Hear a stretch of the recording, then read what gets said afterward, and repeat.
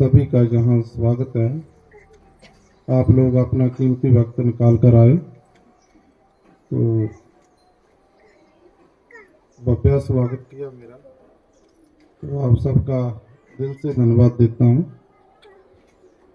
Main दो बातें आती है व्यक्ति के जीवन में, एक समस्या, दूसरा आत्मचिंतन। अगर आत्मचिंतन में पहले से मन लग जाए तो समस्या पैदा ना हो। जितनी भी व्याधियां हैं, जितने भी रोग हैं, जितनी भी पीड़ाएं हैं जीवन में, उसके पीछे कोई ना कोई रीजन होता है। जब वो रीजन समझ में आ जाएगा, आपको उसका कारण समझ में आ जाएगा, तो समस्या स्वयं स्वयं अपने आप समाप्त हो जाती है।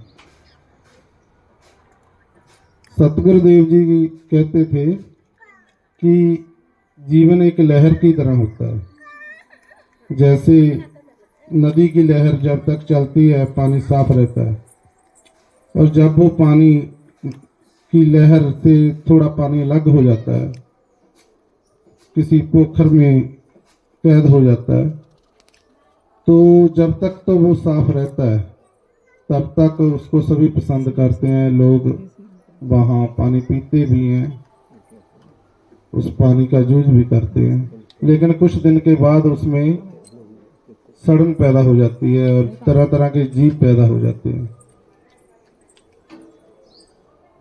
बदबू आने लग जाती है। इसी तरह जीवन है, जब तक वो सत्य की लहर नदी में लहर की तरह चलता रहता है, नाम जपता है, ईश्वर को याद रखता है, भगवान के करीब रहता है, तब तक वो शुद्ध रहता है। जब वो उससे थोड़ा अलग हो जाता है तो उसकी हालत उस पोखर के पानी की तरह हो जाती है।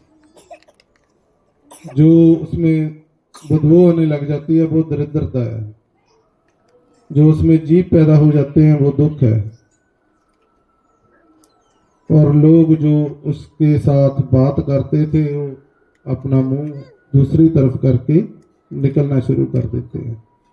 ऐसी हालत में भी अगर गुरु का साथ मिल जाए तो गुरु क्या करेगा, उस पानी को अपने तप, अपने ज्ञान से उस पानी को भाप बनाकर उठा लेगा।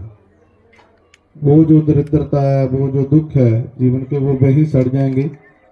पानी ऊपर जाके बादल बनेगा, फिर से बरसेगा और फिर से लहर बनकर गंगा में मिल जाएगा।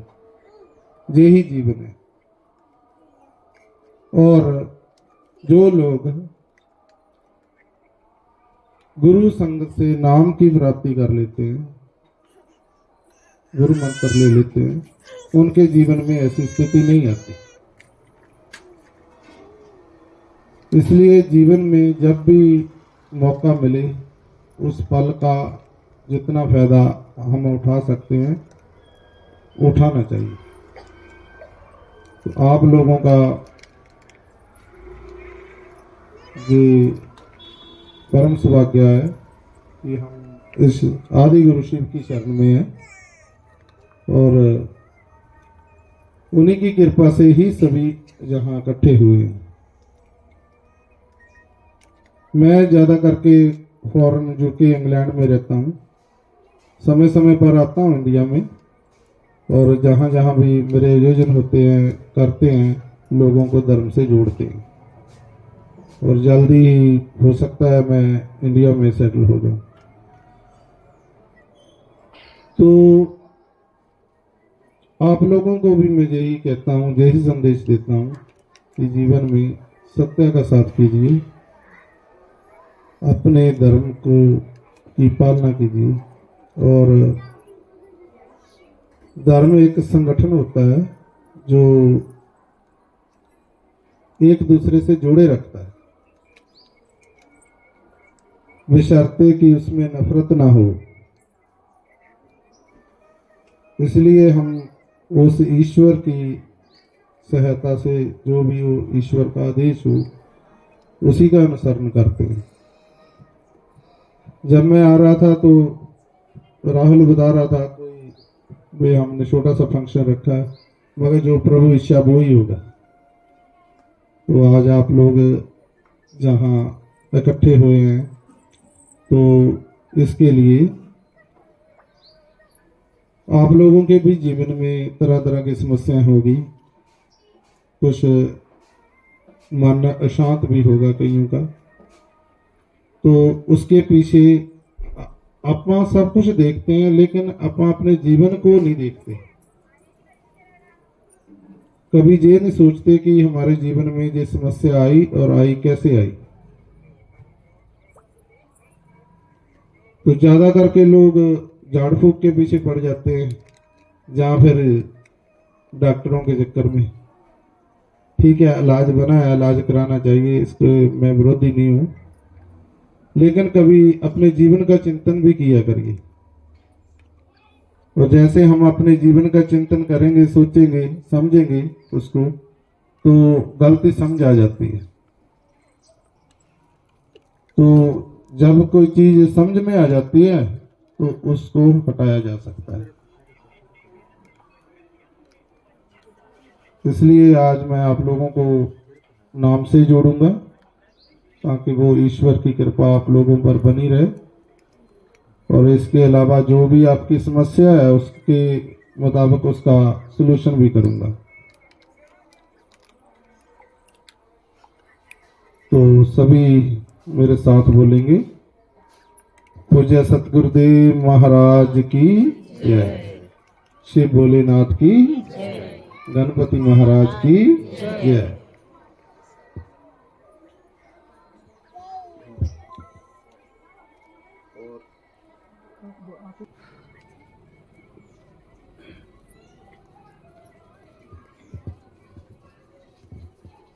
आज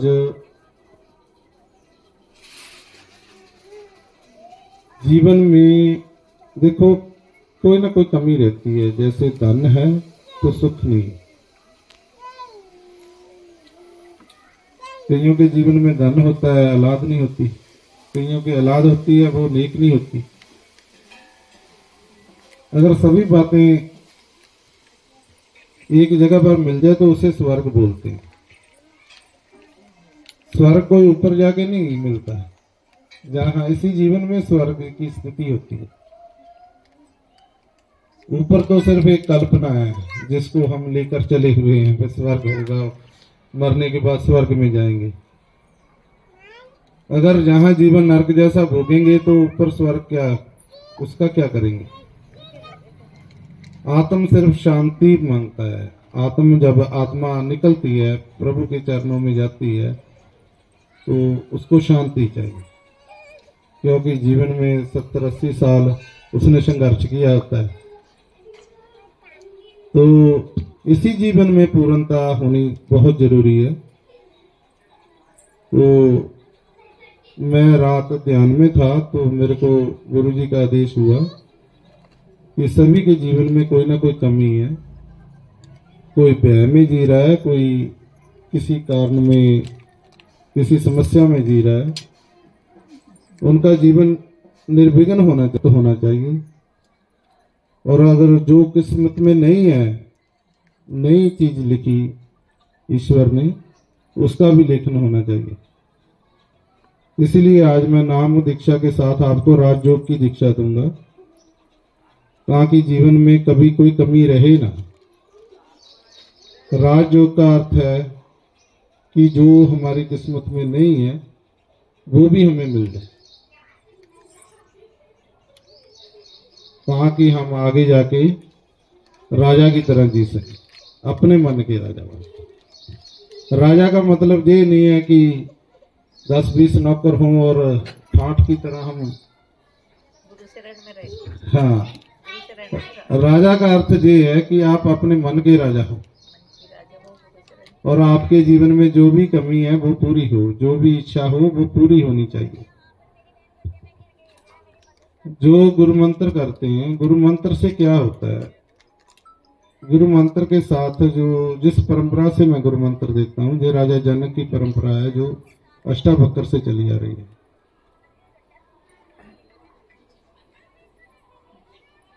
उससे जीवन में हम सत्य की प्राप्ति तो करते ही हैं, साथ में हमारे जीवन की जो जुड़ी हुई छोटी मोटी इच्छाएं हैं वो तुरंत पूरी हो जाती है। जैसे जैसे आप नाम करेंगे आपका शरीर में ये जो चक्कर है, सातों चक्कर है, ये एक्टिवेट होंगे और कुंडलिनी शक्ति जागृत हो जाएगी और शरीर में अनुभव होना शुरू हो जाएगा। कुंडलिनी शक्ति क्या है वो भी explain करो। ईश्वर ने जब मनुष्य को पैदा किया तो उसे देवता के समान ही पैदा किया था, लेकिन ये धरती पर आने से कुछ ग्रंथियां जो है बढ़ जाती है। उन्हीं ग्रंथियों में से एक जो है शरीर ज्यादा करके आधा मरा हुआ शरीर लेकर चलता है इंसान। 72,000 नाड़ी जो है वो योगा से संबंधित है, वो बंद पड़ी है। और जब ये कुंडलिनी शक्ति जागृत होती है तो 72,000 नाड़ी जो शरीर की है वो खुल जाती है। तो जितनी बीमारियां हैं उसका नाश हो जाता है शरीर से और आध्यात्मिक उन्नति होती है। ध्यान लगने लग जाएगा, समाधि जैसा आनंद मिलने लग जाएगा और शांति अनुभव होगी। इसके अलावा जितनी भी बीमारियां होती है वो सिर्फ चक्रों में इफेक्ट पड़ने से ही होती है। जो सातों चक्कर दिए हैं जैसे मूलाधार, मणिपुर, ये स्वादिष्ठान, मणिपुर, अनहद, ये कंठ में विशुद्ध चक्कर, ये सहस्र, आज्ञा चक्कर, तो इनमें जब डिफेक्ट पड़ता है कुछ के बंद रहते हैं, कुछ के थोड़े से खुले होते हैं। इनका इनबैलेंस होने से ही शरीर में बीमारी व्याधि उत्पन्न होती है।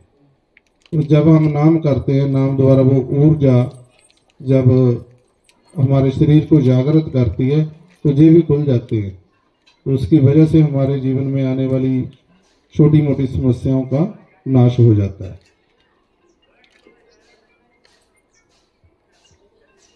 तो बाकी अगर आप मेरे से मिलना चाहें तो मैं आपको टाइम भी दूंगा, अगर कोई समस्या होगी उसका उसी वक्त हल कर दूंगा। ठीक है।